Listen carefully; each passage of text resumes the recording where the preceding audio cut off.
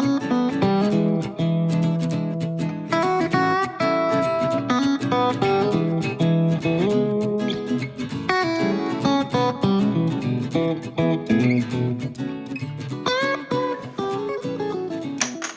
folks, I want to share with you a couple little quick tidbits about what I've been doing lately in the shop, hand building. And one of them has to do with making slabs and the other with texture. So when I'm playing with an idea, I have a slab roller, but when I'm playing with an idea, I really don't want to slab out some big piece of clay and have to recycle a lot. So we use these in England when I was studying over there a lot. I've heard them in this country called a pocket slab roller. It's such an easy thing to use. So what they are just two pieces of identical thickness sticks, and there are cuts made, very shallow cuts all the way around at 1/4 inch increments. And they're identical, so they match up. And this is how I use them. As I said, in England, these are the days before slab rollers were on the market. So what I do is I hold the end of the 16-inch long wire cutter, or cutoff wire, in my palm and wrap it around the back of my finger. My little finger, okay? So you set up this tension, and you pick these up, and you put the wire in the bottom cut,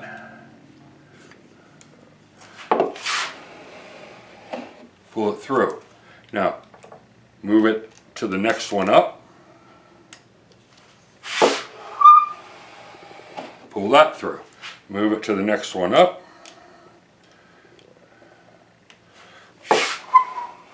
and just continue until you've cut all the slabs out of the piece of clay. In this case, a 7-pound piece of clay that's been squared.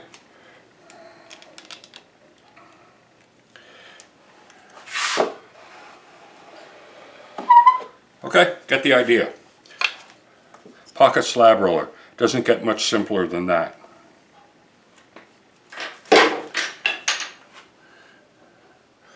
We're just going to set these aside. Now I've made a template.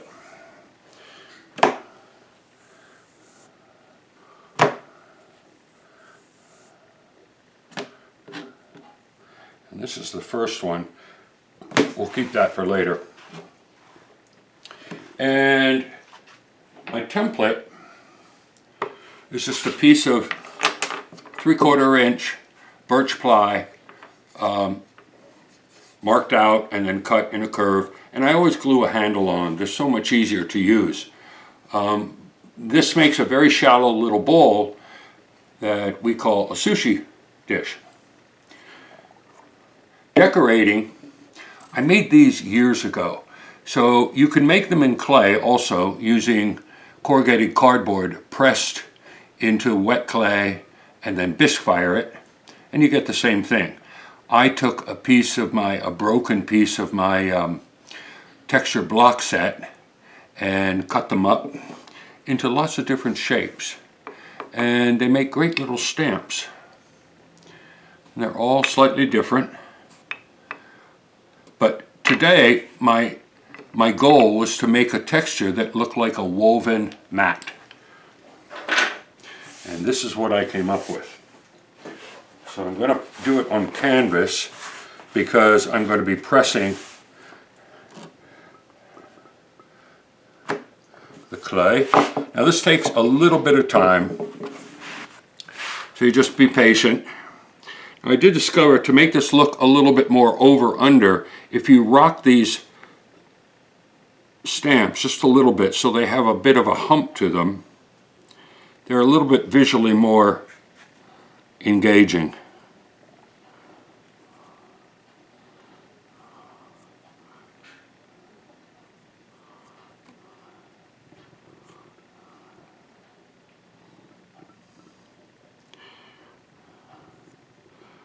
Now, as I said, this takes a little bit of time to get through them all.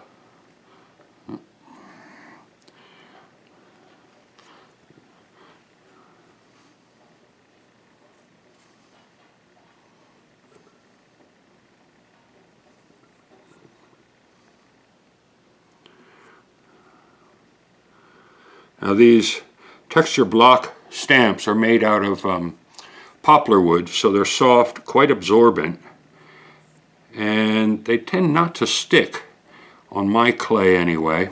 Now, this is my standard clay body, which I mix here in the studio. Fire clay, ball clay.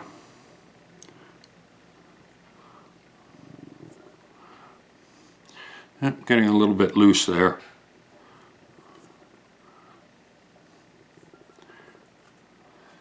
And there's sort of a weave pattern happening. If you change the size, the dimension of this block or your piece of bisque clay, you get a different pattern. They're pretty interesting to play with.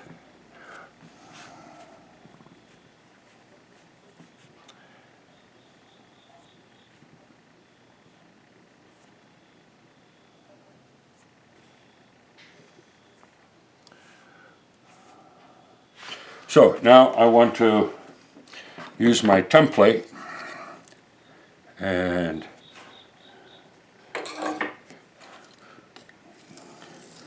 get some shape put into the slab. And the next step is get it onto a hump mold.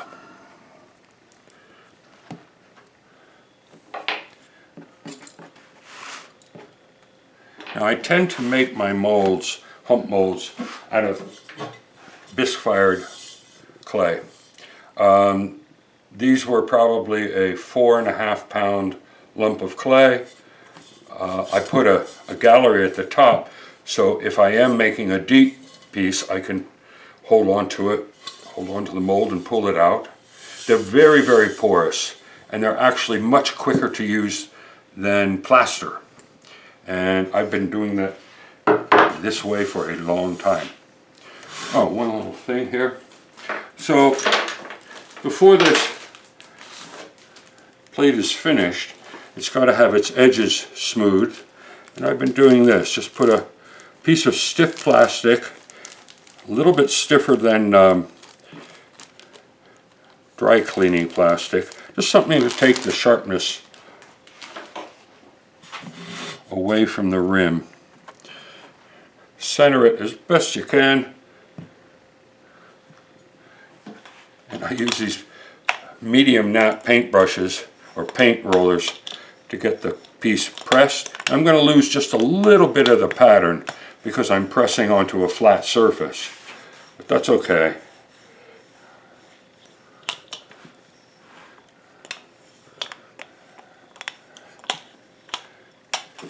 And again, the back side, just smooth those edges. It makes this little step here makes for less work later on.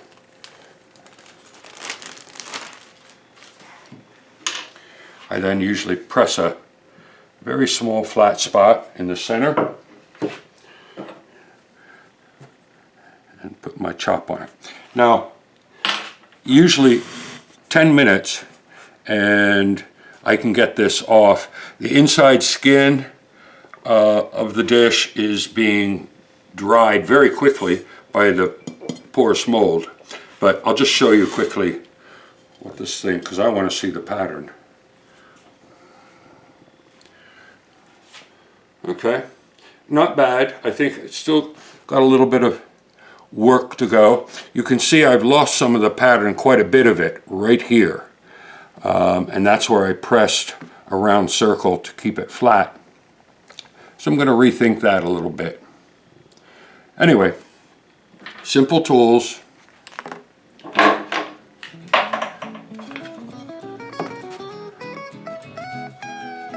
Make your life a whole lot easier and quicker.